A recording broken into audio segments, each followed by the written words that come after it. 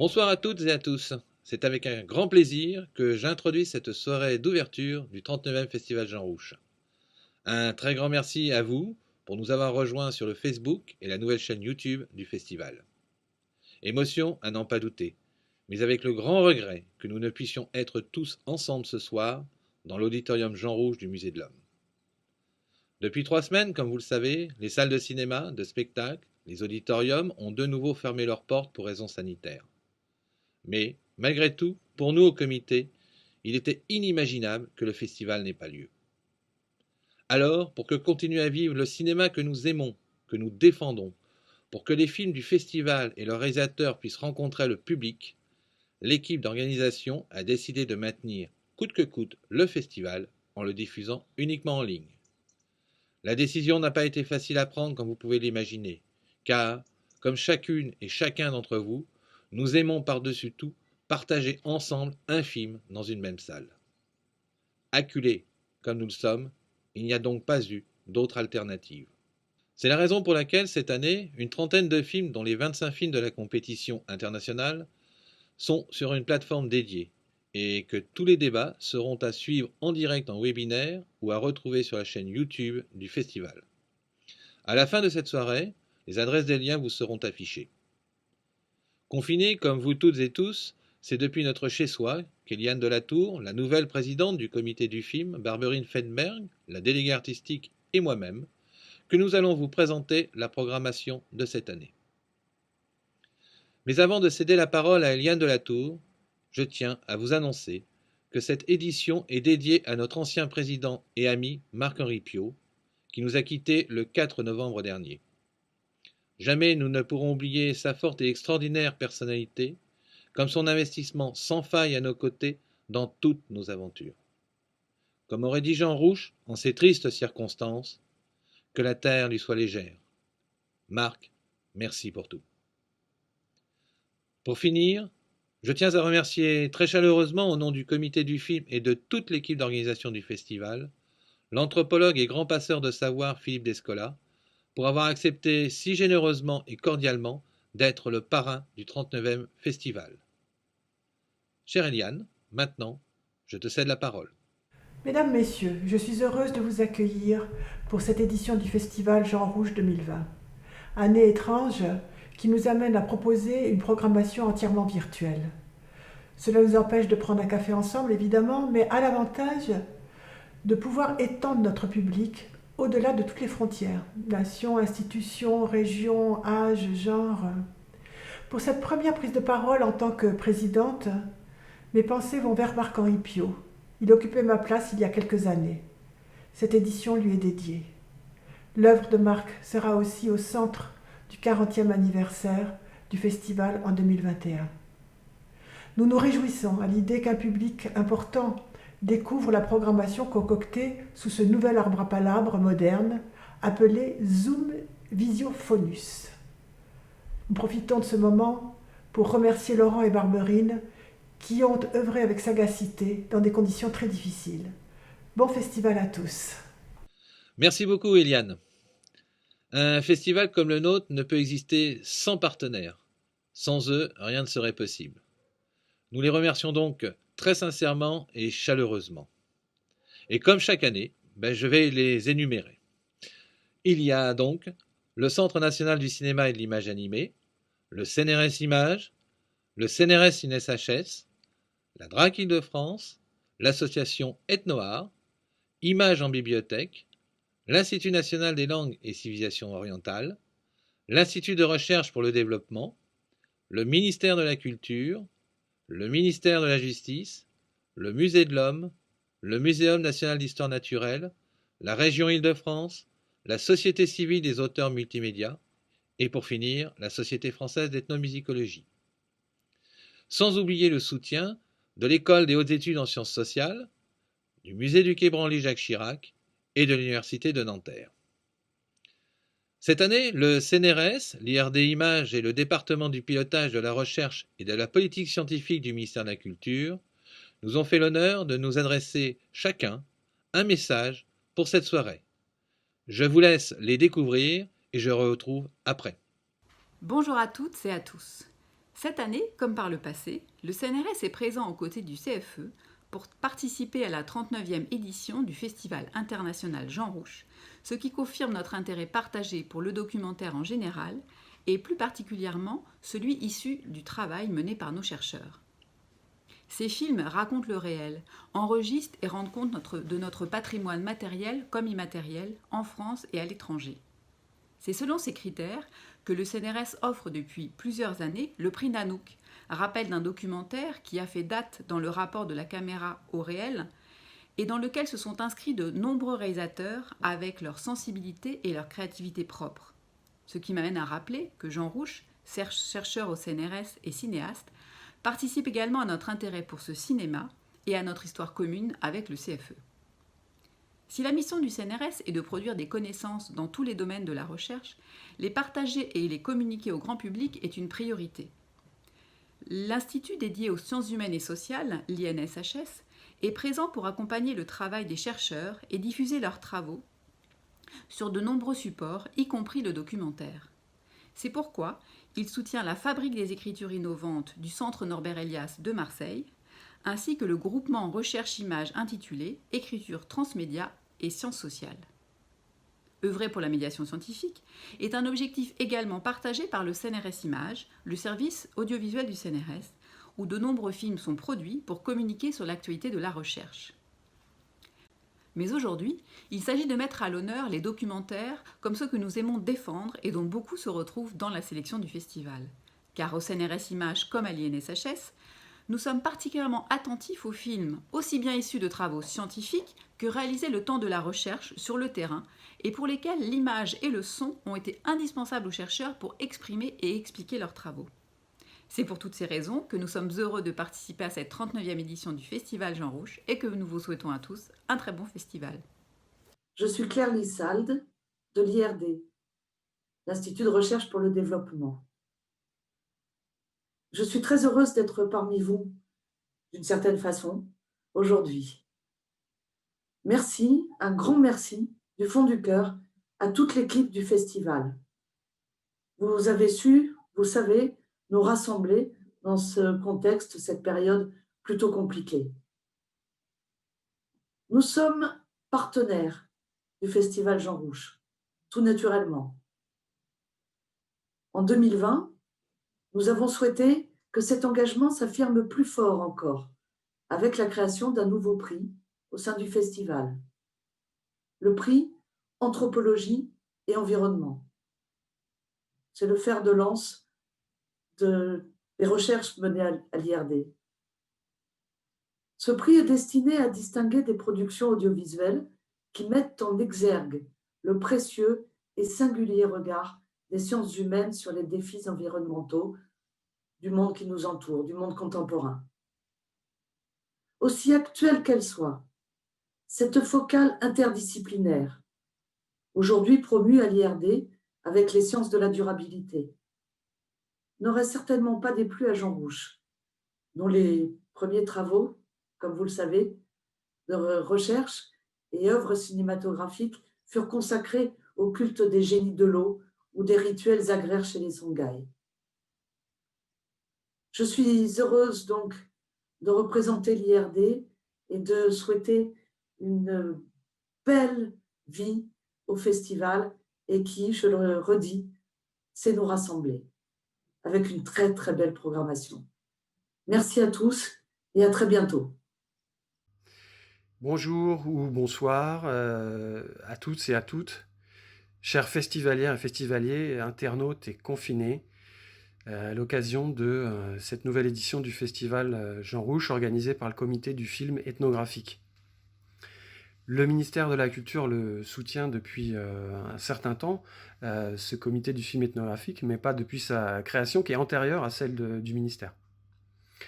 En 1948, déjà, André Leroi-Gourhan, l'anthropologue, se demandait le film ethnologique existe-t-il? Et comme pour y répondre, il a créé en 1952 ce comité du film ethnographique en s'entourant de scientifiques et de cinéastes tels Claude Lévi-Strauss, Edgar Morin, Roger Caillois, Alain Resnais, Henri Langlois et bien sûr Jean Rouch, à la fois ethnologue, scientifique et cinéaste, lui.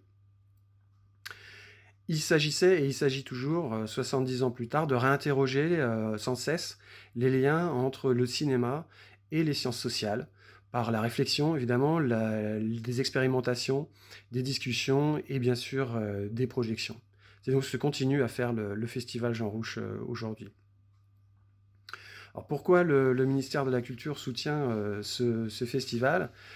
C'est un soutien qui date depuis le début des années 80, donc quasiment depuis la création du festival en 1982, parce qu'au même moment, l'ethnologie fait son entrée au ministère de la Culture comme discipline scientifique de recherche et un domaine de patrimonialisation également.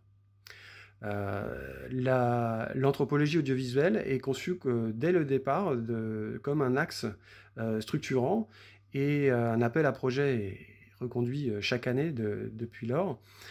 Un peu plus de 500 films ont été ainsi soutenus, des films de création documentaire en anthropologie audiovisuelle et aussi plus récemment sur le domaine du PCI.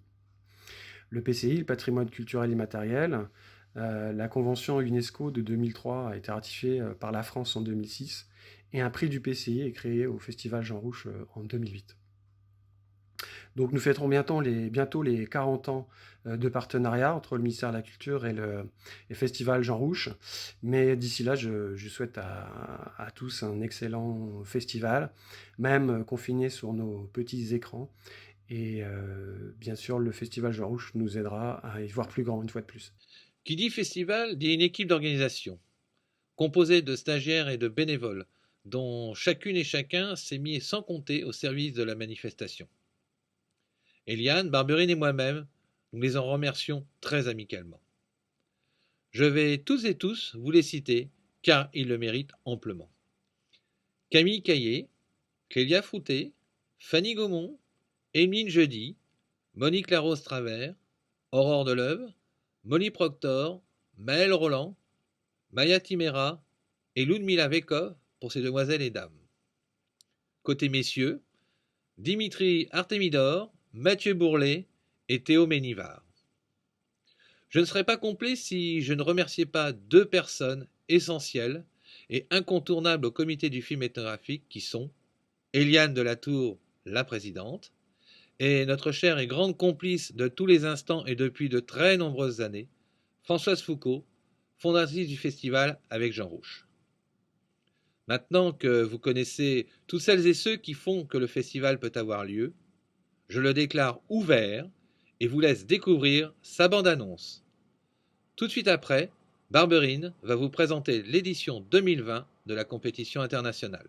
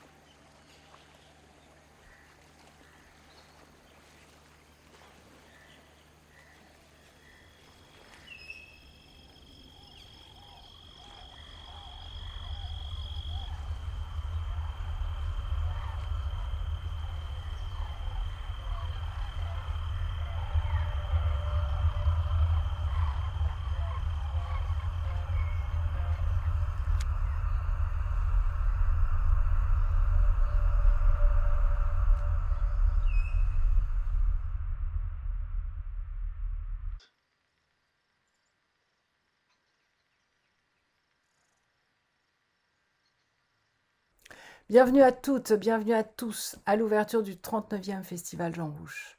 Tout d'abord, je remercie les membres du comité de sélection, par ordre alphabétique, Dimitri Artemidor, Camille Caillé, Françoise Foucault, Aurore Deleu, Paul Hervouette, Monique Larousse-Travers, Martine Markovitz et Laurent Pelé. Je les remercie tout particulièrement pour leur regard sur les films, mais aussi pour la belle énergie dont ils font preuve au cours des mois où ensemble nous visionnons, nous discutons et nous choisissons les films. On dit souvent, quand on parle des films documentaires, ce sont des fenêtres ouvertes sur le monde. Eh bien, comme nous avons visionné en temps de confinement, on peut dire que cette année, pour nous, ça a vraiment été le cas. Et donc, le résultat de notre travail en confinement, c'est une très belle programmation de 30 films. C'est une programmation variée, éclectique, tant par les thématiques que les films abordent, que par les formes qu'ils empruntent.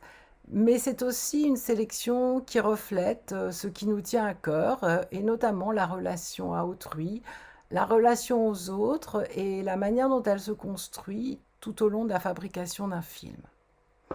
Nous avons donc 30 films, dont 25 vous sont proposés en compétition internationale, 3 sont présentés dans une nouvelle section que nous inaugurons cette année, Regard de terrain, section qui va se développer dès la prochaine édition du festival, et puis une série intitulée Ramaillage que nous sommes très heureux de vous présenter en séance spéciale en raison de son format un petit peu particulier. C'est une série québécoise en 6 épisodes.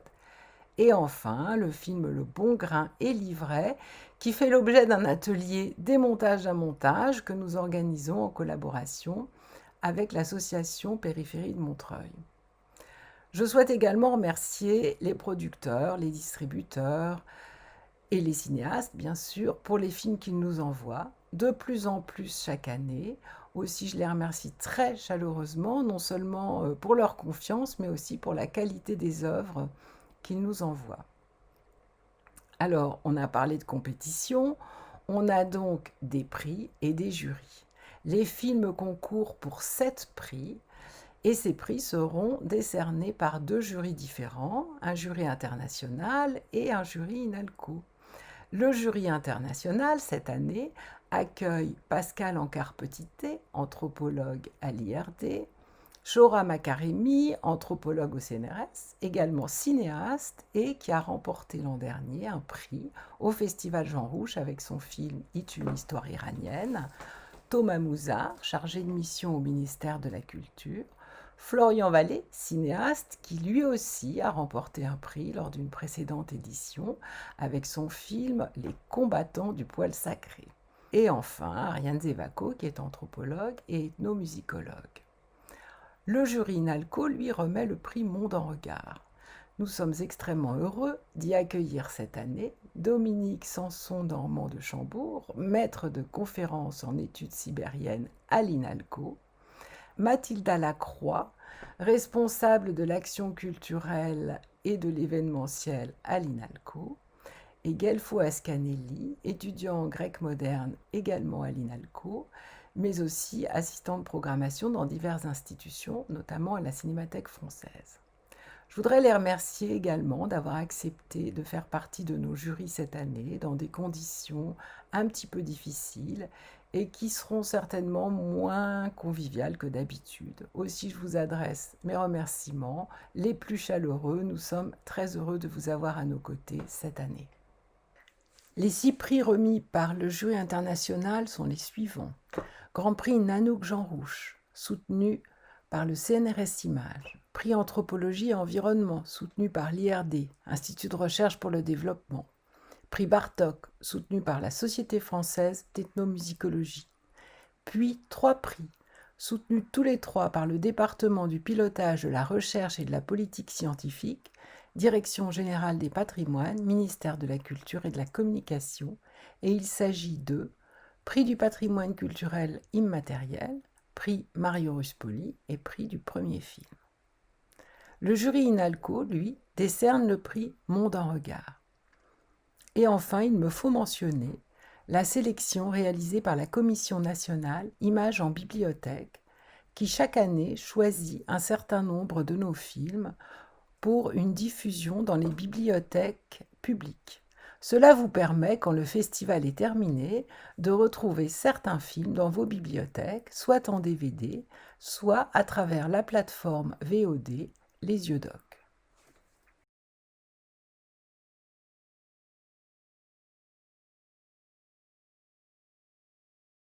Un très grand merci Barberine pour toutes ces précisions. En complément, je vous informe que malheureusement, les regards comparés au fil du Niger, portrait d'un fleuve, organisés conjointement avec l'INALCO, ont dû être reportés à l'année prochaine suite aux conséquences du Covid.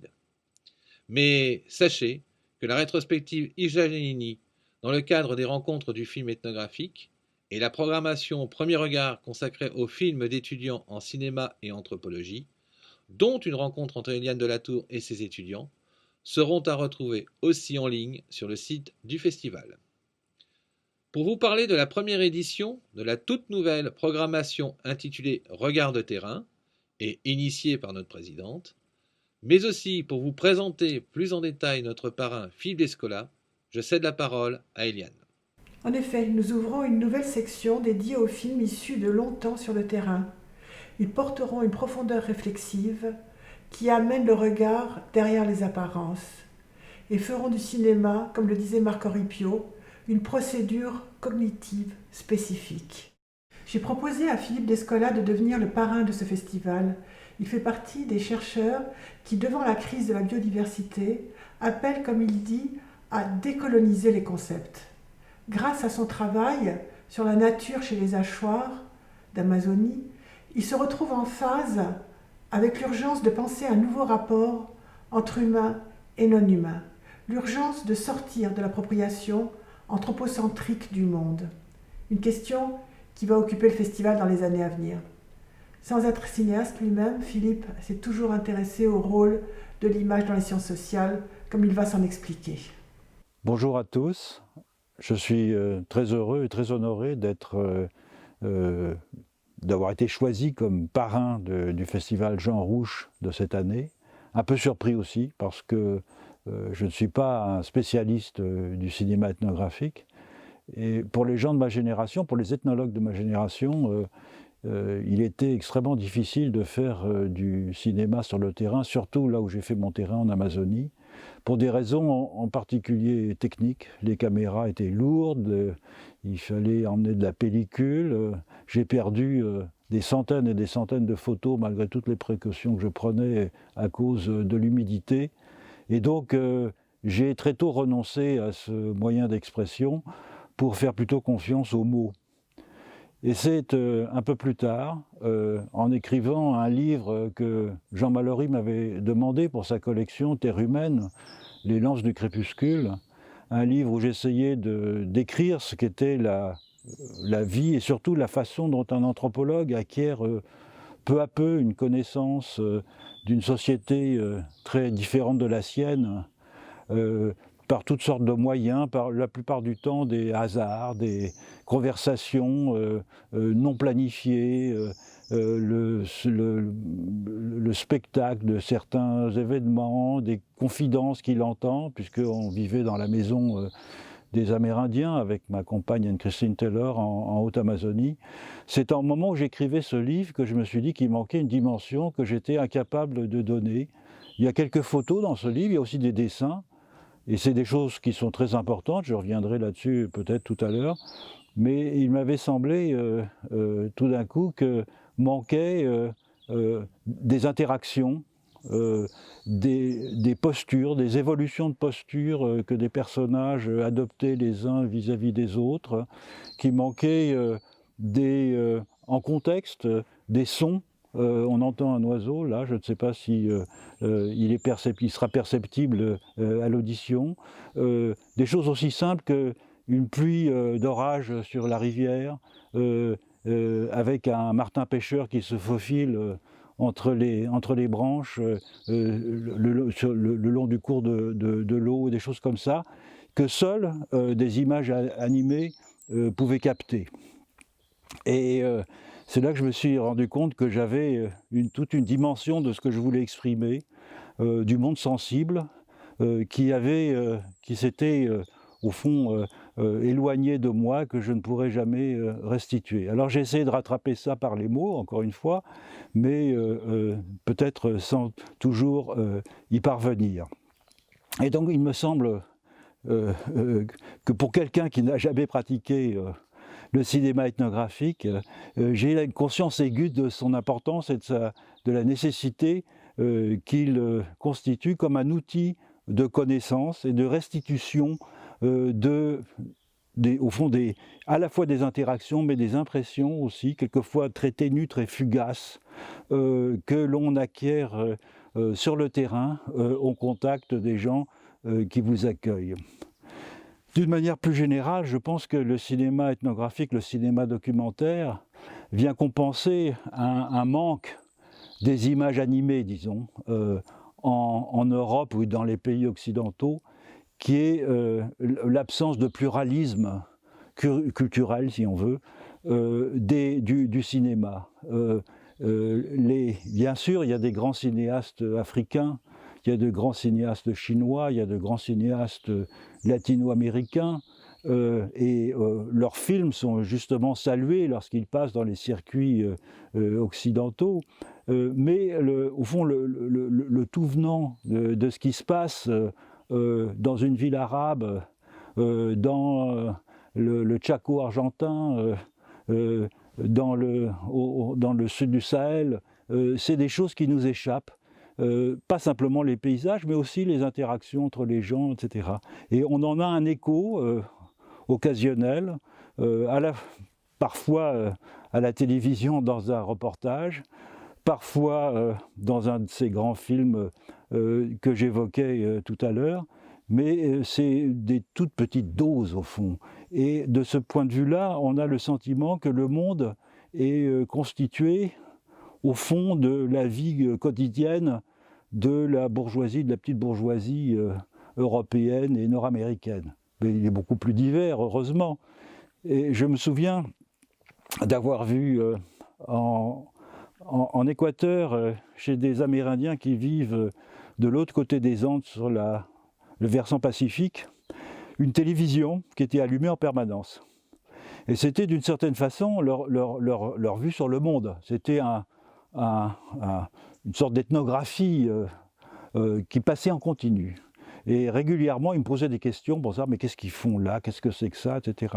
Et c'était une façon pour eux de comprendre que le monde était divers. Eh bien, cette façon-là, sauf pour quelques-uns d'entre nous qui fréquentons des cinémas, des ciné-clubs, etc., ça a disparu, ou ça n'existe pas. Et c'est pour ça que le cinéma ethnographique, le cinéma documentaire en général, est une chose très importante. Et c'est une chose importante parce que ça nous permet d'appréhender les images avec un recul critique, c'est-à-dire la diversité des façons de percevoir le monde, tel que le cinéma ou les images en général le restituent. Cette diversité, on doit apprendre à la déchiffrer. Alors, on ne le fait pas beaucoup dans l'enseignement, par exemple, dans l'enseignement secondaire et même supérieur. Et c'est très important parce que nous sommes constamment bombardés d'images et d'une certaine façon, des opérations comme le Festival Jean Rouch sont une sorte d'antidote contre la normalisation du monde. Et c'est ça qui, je crois, est absolument fondamental, c'est de donner accès à un très grand nombre de gens à d'autres façons de voir les choses, à d'autres manières de sélectionner dans la trame et la diversité du monde des éléments saillants qui ne sont pas du tout ceux que nous, avec l'éducation que nous avons reçue en Europe par exemple, avons l'habitude de sélectionner. C'est pour ça que j'encourage bien sûr les organisateurs du Festival Jean Rouch à poursuivre et à amplifier ce festival qui est déjà ancien et prestigieux et que je suis très honoré d'avoir été choisi comme son parrain. Merci beaucoup à Boris Petric et sa petite équipe pour la réalisation de cette ciné-lettre. La soirée d'ouverture du 39e Festival international Jean Rouch en ligne touche à sa fin. Eliane, Barberine et moi vous adressons à toutes et à tous un grand merci pour nous avoir suivis. Cette soirée a été rendue possible grâce à nos amis de Mémoire Magnétique, Éric Darmon et Lucas Morlot, qui ont généreusement mis à notre disposition les moyens techniques de sa réalisation. Un grand merci à tous les deux. Avant de nous quitter, nous vous invitons à venir très nombreux pour voir les films sur notre plateforme. Retrouvez les débats en direct à partir du site du festival, en replay sur notre chaîne YouTube et à suivre notre actualité sur Facebook. Nous vous souhaitons un très bon festival en ligne et une bonne fin de soirée. À très bientôt. Au revoir.